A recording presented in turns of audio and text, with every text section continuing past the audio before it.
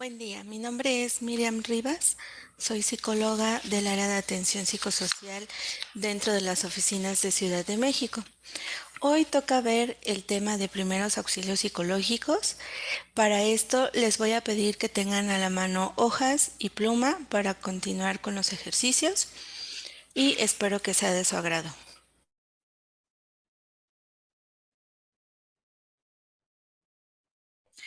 Nuestro objetivo, pues, es que el voluntariado conozca el tema de primeros auxilios psicológicos en contextos de crisis y es un primer acercamiento hacia este tema.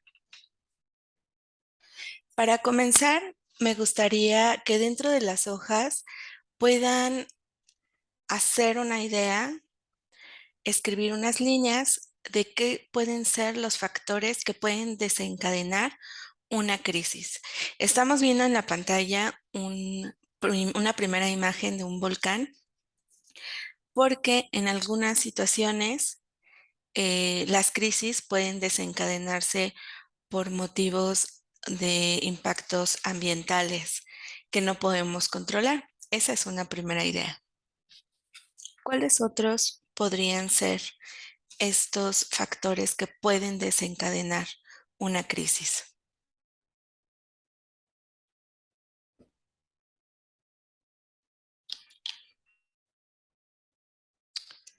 Pueden ser algunos terremotos, puede ser alguna situación de conflictos armados, violencia generalizada. De igual manera, puede ser las diferentes etapas del desarrollo que atravesamos. En muchos de los casos se habla, por ejemplo, de la adolescencia como una etapa crítica, pero en cada una de estas podemos tener una crisis y en algunas otras ocasiones, pues las relaciones de pareja, también la relación con la familia, los cambios de trabajo, las situaciones económicas también nos pueden representar una crisis.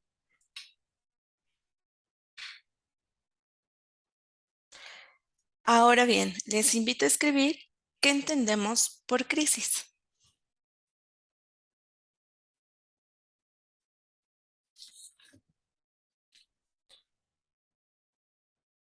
Una idea general. Podemos entender por crisis que es un estado temporal de desorganización que se caracteriza básicamente por la incapacidad de las personas para manejar situaciones particulares, donde no puede utilizar los métodos acostumbrados para la solución de problemas. Y entonces podemos ver a una persona que está muy grande dentro de una casa, porque en realidad las crisis nos retan a cada una de nosotras. La crisis tiene 5 características. Puede ser repentina, porque aparece de golpe. Puede ser inesperada, porque no la podemos anticipar.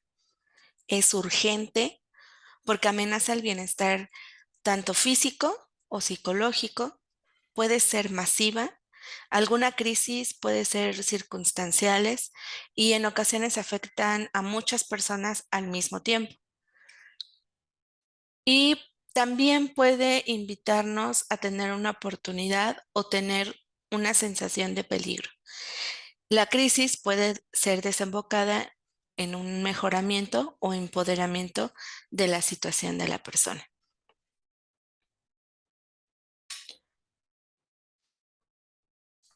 La crisis en sí tiene 5 fases. En la pantalla tienen 5 imágenes. ¿Cuál sería una imagen que podrían al inicio y cuál de ellas seleccionarían al final? Van a poner un número en cada una de ellas.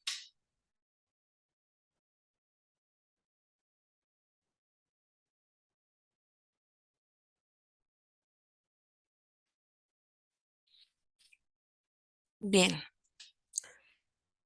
La primera es el evento precipitante y se presenta cuando ocurre un evento que no es anticipado, que es de estrés, puede ser traumático y la persona puede presentar un estado de estrés o de shock en la que se ve angustiada, afectada, de tal manera que puede ser incapaz de reaccionar de manera racional.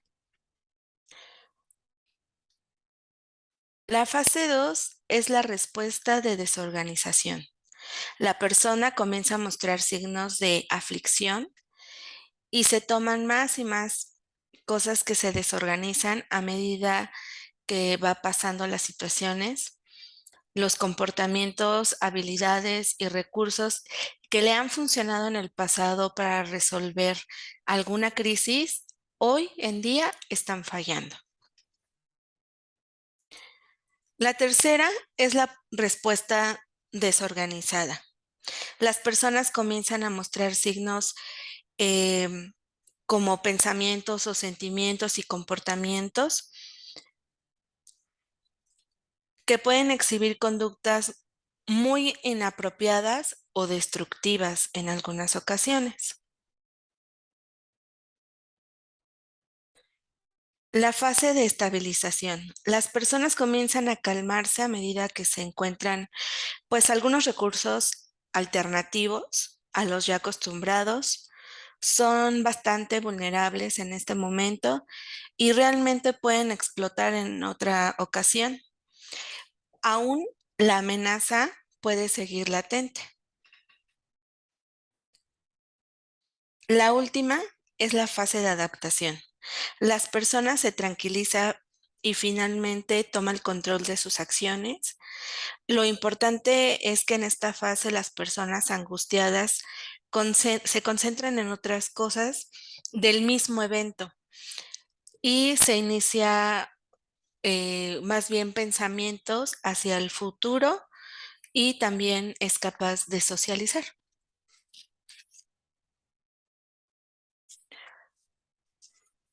¿Cómo reaccionamos ante una crisis?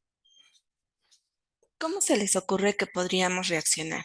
Por lo menos en su hoja escriban 5 reacciones.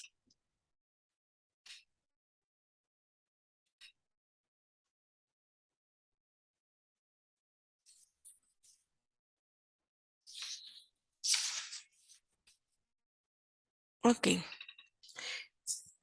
Primero están los síntomas físicos, que son los más evidentes. Por ejemplo, podemos comenzar con temblores, dolores de cabeza, sensación de agotamiento, pérdida de apetito o achaques y dolores en todo el cuerpo. Se presenta el llanto, tristeza, decaimiento de ánimo, pena, ansiedad, miedo, estar en guardia o nervioso, temer que algo terrible va a ocurrir, insomnio, pesadillas, irritabilidad, enfado, culpa, vergüenza, también de haber sobrevivido, por ejemplo, de no haber ayudado a salvar a otras personas. Las personas pueden mantenerse en un estado de confusión. Aquí nos comentan emocionalmente inerte, tener sensación de irrealidad o aturdimiento, estar encerrados en sí mismo o muy quietos, sin moverse, no responder cuando se les habla, no hablar en absoluto, desorientación, por ejemplo, no saber ni su propio nombre, de dónde es o qué ha ocurrido, no estar en condiciones de cuidarse de sí mismos o de sus hijas e hijos, por ejemplo, o también de comer o de beber agua, eh, incluso de tomar decisiones sencillas. Tanto está en crisis una persona que puede tener todos estos elementos, como bien decía, tener una sensación de emocionalmente inerte o que una persona puede estar sin llorar, puede estar con la mirada agachada, la postura encorvada, aislada, sin decir a lo mejor una sola palabra. Esas personas que incluso pueden llegar a tener una visión túnel, que es concentrarte en un punto fijo, también están en crisis, no solamente las que pueden generar pues todas estas características, sino también aquellas que se pueden quedar en total calma y quietud si no observamos de manera adecuada o específica, buscando síntomas de personas que tienen una crisis.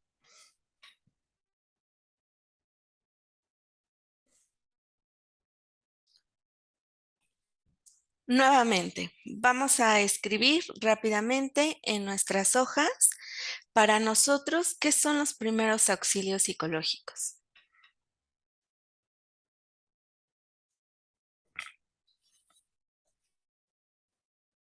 La primera idea que se nos pueda venir a la cabeza.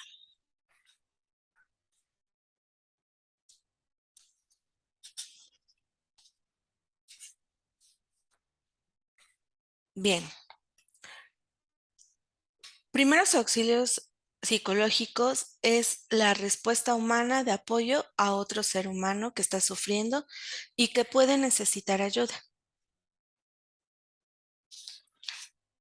Tiene que ver mucho con la intervención en crisis, que es la primera entrada, es lo inmediato que trata de situar a la persona o a un grupo de personas incluso después de un periodo de tensión. Los primeros auxilios están diseñados para ayudar de manera inmediata a las personas para restaurar su equilibrio y la adaptación psicosocial. Por lo general son ofrecidos por personas no especializadas. Si la persona necesita mayor apoyo, entonces se tendrá que derivar a una intervención especializada por psicólogos o psiquiatras.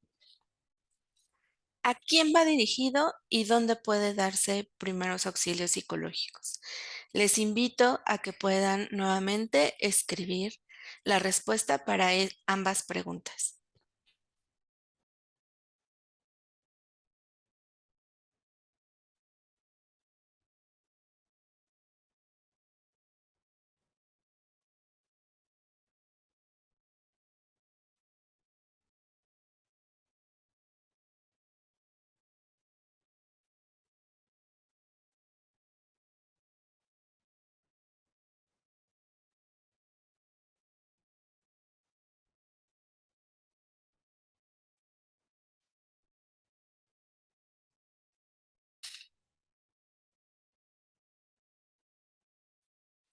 Bien. ¿A quién va dirigido? A personas que tengan lesiones que ponen en riesgo la vida, a personas que no pueden ocuparse de sí mismas, incluso personas que pueden hacerse daño. ¿Dónde puede darse PAP? Donde quiera que se esté seguro. Hay ocasiones en las que somos la primer respuesta después de un evento que precipitó esa crisis y que las personas necesitan ser orientadas. Los podemos observar con todas las características que ya habíamos enumerado y entonces puede ser en medio del tráfico, puede ser después de un evento ambiental, después de un conflicto o una situación de riesgo social. Lo ideal sería que hubiera cierta privacidad y sobre todo que estemos seguros, que estemos en un lugar que nos brinde cierta seguridad. No necesariamente se debe apartar a las personas del lugar en el que ocurre a lo mejor el evento o porque hay muchas personas, no podríamos brindarlo. Simplemente hay que atrapar la atención de la persona para poder continuar con la intervención. Y sobre todo, checar que ella se sienta cómoda en ese momento y en ese lugar. La primera ayuda psicológica son 3 pasos básicos: observar, escuchar y conectar. Primero, debemos observar y comprobar la seguridad, comprobar si hay personas con evidentes urgencias y comprobar si hay personas que presenten reacciones de angustia. Por ejemplo, si nosotros estuviéramos en un choque automovilístico, hay personas que se acercan tanto que pueden incluso ponerse en riesgo. Nosotros vamos a observar si nuestra vida y la vida de las personas a las que queremos ayudar no corre riesgo. En ocasiones, por ejemplo, las personas van de una manera muy inapropiada al lugar del choque y no se dan cuenta que ponen en riesgo su vida.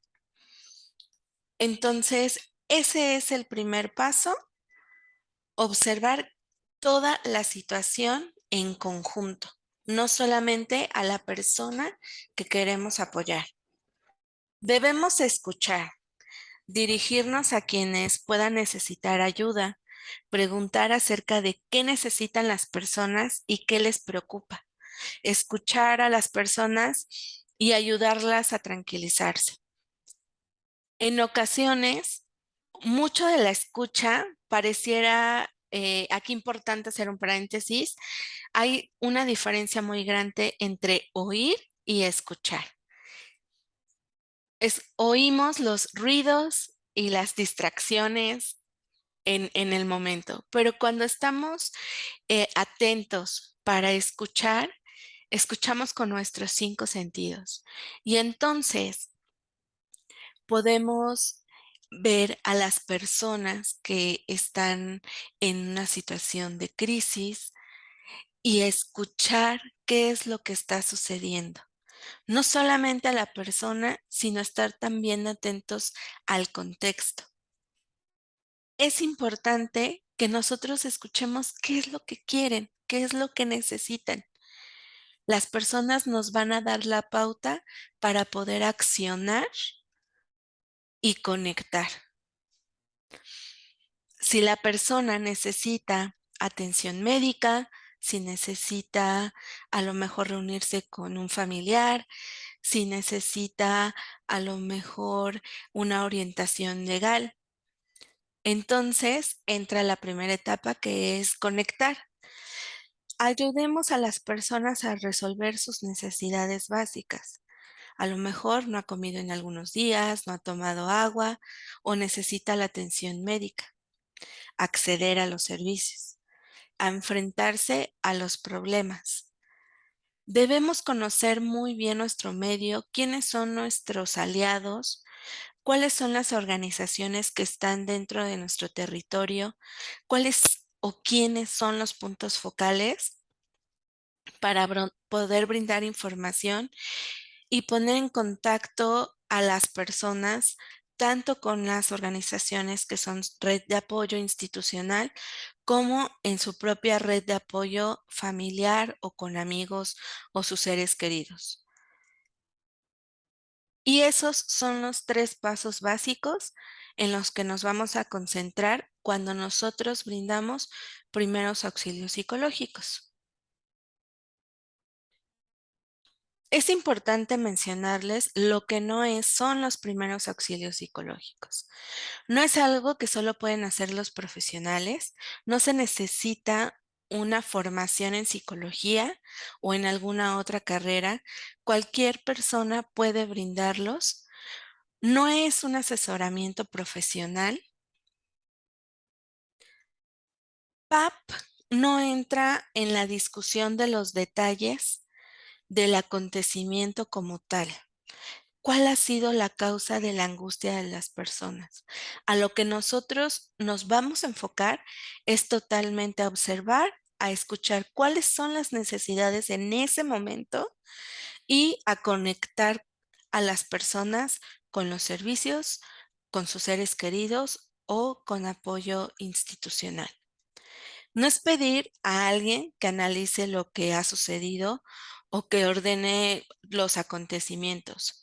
No le tenemos que devolver o hacer alguna acotación a la persona acerca de cómo se está sintiendo y sentir la responsabilidad de que la persona en ese momento mejore. Aunque PAP supone estar disponible para escuchar las historias de las personas, no se trata de presionarles para que cuenten sus sentimientos y reacciones ante la situación. Esto es básico para poder dar primeros auxilios psicológicos y no necesariamente le debemos cuestionar a las personas el cómo se sienten, qué fue lo que sucedió, sino más bien concentrarnos en únicamente cuál es la necesidad más sentida. Debemos respetar la seguridad, la dignidad y los derechos de las personas. En cuanto a la seguridad, evitar que nuestras acciones provoquen mayor peligro o daño a las personas.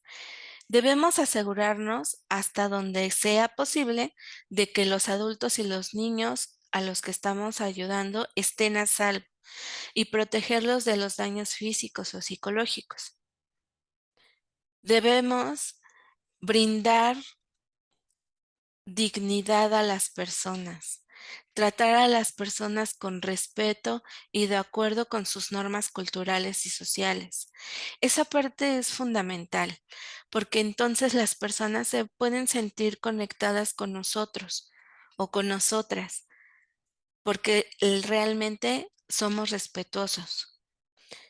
Debemos enfocarnos a sus derechos, asegurar que la gente pueda acceder a la ayuda de forma justa y sin discriminaciones, ayudar a la gente a reclamar sus derechos y acceder a la ayuda disponible, actuar únicamente en el interés de cualquier persona que encuentre. En ese sentido, no es hacer otra crisis para reclamar los derechos, sino simplemente si la persona no puede caminar, si la persona es un niño, niña, adolescente, podríamos dirigirnos a las personas que están organizando, a las personas que están atendiendo de manera física, a lo mejor la podemos acercar a los servicios, o si no podemos acercarla, nosotros podemos pedir que los servicios acudan a ellos porque precisamente el estado de desorganización y la situación le está rebasando. Hay ocasiones en que las personas, por ejemplo, dentro de esta crisis no pueden caminar, desean quedarse en ese espacio que es de seguridad y nosotros tenemos que respetar estas decisiones. ¿Qué es lo que sí debe hacerse y lo que no debe hacerse? Lo que sí es ser honrados y dignos de su confianza. Aquí es muy importante la confidencialidad. Hay ocasiones en que las personas, por la misma crisis, nos van a comenzar a comentar una serie de datos importantes y si en ese momento tenemos su confianza, nos van a hablar de situaciones pasadas en donde estuvieron en crisis, en donde su vida, su salud, su entorno fue vulnerado. Por tanto, tenemos que guardar esa confidencialidad. Es parte de tenerles respeto. Respeto los derechos de la gente y a tomar sus propias decisiones. A lo mejor nosotros consideramos que sería mejor la opción que yo le estoy brindando. Si la persona no quiere tomar esa opción, también es muy respetable y solo tenemos que acotar cuáles pueden ser otras opciones. Es importante saber que estamos en equipo y que podemos comentar las situaciones que están sucediendo al respecto a las necesidades de las personas con nuestro equipo, para que a lo mejor si yo no tengo la opción, parte de mi equipo me la pueda brindar. Hay que ser conscientes de nuestros prejuicios y preferencias y siempre mantenerlos al margen. Por ejemplo, Puede haber una persona, comunidad LGBT, religiosa, a la que debemos prestar nuestros servicios, pero a lo mejor yo no coincido con sus creencias o con sus formas de vida. Bueno, debo ser respetuoso, puedo acercar a otro compañero o puedo precisamente mantenerme al margen, detectar cuál es la necesidad para poder conectar con alguien más. Hay que dejar en claro que la gente puede rechazar la ayuda en ese momento, aunque nosotros veamos todos los signos que ya hace un momento tocamos, podría ser que las personas aún no puedan escuchar y que nos pidan que nos alejemos. También eso es parte de que las personas puedan recuperar la confianza en sí mismas y de que están ordenando el evento que acaba de suceder. Entonces, quedarnos a una distancia en donde pueda ver que la persona está a salvo, en la que pueda observar que la persona está realmente sin un estado físico grave y que, bueno, pues pueda estar sola. Respetar la privacidad de la historia de las personas, salvo imperativos, salvo situaciones que necesiten apoyo específico. Por ejemplo, los casos de violencia sexual, menores a 72 horas, casos en donde se está poniendo en riesgo la vida de otra persona que aún no se encuentra a salvo y hay que compartirlo de una manera muy discreta con los encargados, con los puntos focales para poder dar una respuesta positiva a las situaciones que se presenten. Hay que comportarse de forma adecuada, teniendo en cuenta la cultura, edad y género de las personas. En ocasiones, pues dentro de las historias de migración, podemos encontrar a personas de todas las culturas y hay en ocasiones, hay culturas específicas en las que, por ejemplo, los hombres no hablan con las mujeres. Si nosotras notamos que no quiere hablar con nosotras, bueno, hay que comentarle a uno de nuestros compañeros que se acerque, porque aquí lo importante es centrarnos y en escuchar esas necesidades, en estar atentos a la persona en sí.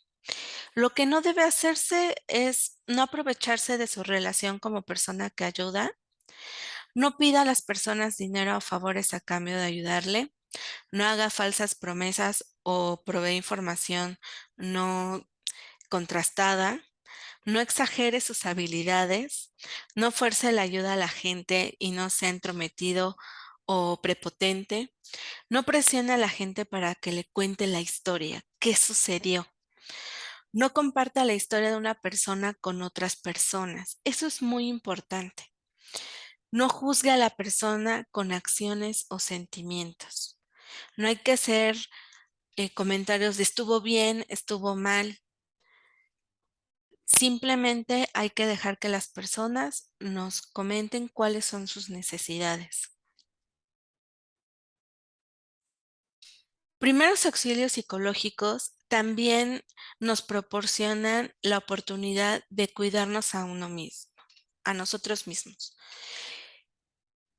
Y entonces comentan, ayudar de forma responsable significa también cuidar su propia salud y bienestar. Como cooperante puede verse afectado por sus experiencias durante una crisis o bien puede verse involucrado directamente en los acontecimientos, tanto usted como su familia. Es importante prestar atención especial al propio bienestar y asegurarse de que es capaz física y emocionalmente de ayudar a otras personas. Cuídese para poder ocuparse de las demás en condiciones adecuadas. Si es miembro de un equipo, preocúpese también del bienestar de sus compañeros. Hay ocasiones en las que nosotros podemos tener toda la confianza con las personas que estamos acompañando. Incluso por la situación de crisis podemos dar nuestro número de teléfonos, correo electrónico, intercambiamos redes sociales. Eso queda prohibido también dentro de esta metodología porque nos invita precisamente a cuidarnos, a no llevarnos estas situaciones con nosotros. Si nosotros estamos siendo parte de esta situación de crisis y yo me vi afectada o mi familia se ve afectada, realmente tengo que ver hasta dónde puedo ayudar a los demás y si necesito yo poder recuperar ese apoyo para mí o para mi familia. El hecho de que no abramos los casos, de saber hasta dónde escuchar, también va a hacer a que nosotros nos cuidemos. En ocasiones, como les comentaba, las personas comienzan a hablar, nosotros decimos, tienen verborrea, ¿no? De pronto las personas hablan y hablan precisamente por la situación de crisis y de pronto ya nos dieron muchos datos y decimos, bueno, necesita varias atenciones. Pero cuando nosotros escuchamos las atenciones más, sentidas, entonces es cuando podemos identificar a quién acudir y cómo apoyarles para que la solventen. Si nosotros escuchamos que la persona está, hablando continuamente, hay que decirle: a ver, hasta este momento estoy escuchando que necesitas un lugar donde alojarte, atención médica oportuna, necesitas alimento, necesitas agua, ropa, calzado, para hacer un resumen y que la persona pueda respirar. Incluso eso nos da un respiro a nosotros de toda la información que nos está brindando. Es parte de cuidarnos a nosotros mismos y es muy importante hacerlo. Cuando nosotros nos vamos con la historia de las personas, escuchamos todo sin pararlos, entonces estamos escuchando situaciones dolorosas. Es ahí cuando ya se debe canalizar a un profesional. Cuando las personas me están dando datos de situaciones anteriores que se relacionan en este momento pero que no son el evento precipitante. Entonces, es ahí cuando debemos canalizar atención psicológica y el psicólogo tendrá que canalizar al área de psiquiatría de ser necesario. Mientras tanto, nosotros tenemos que concentrarnos en cuáles son las necesidades puntuales para poder derivarlo. Hasta ahí se queda nuestra intervención.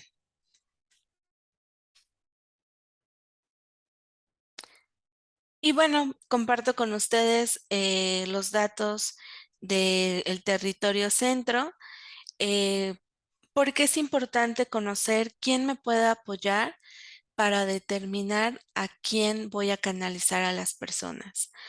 Es importante detectar cuáles son nuestros aliados, quién puede responder a las urgencias médicas, quién puede responder a las urgencias psicológicas, quién me puede ayudar a canalizar a las personas a otras instituciones gubernamentales o a otras organizaciones internacionales que le pueden prestar un mejor servicio.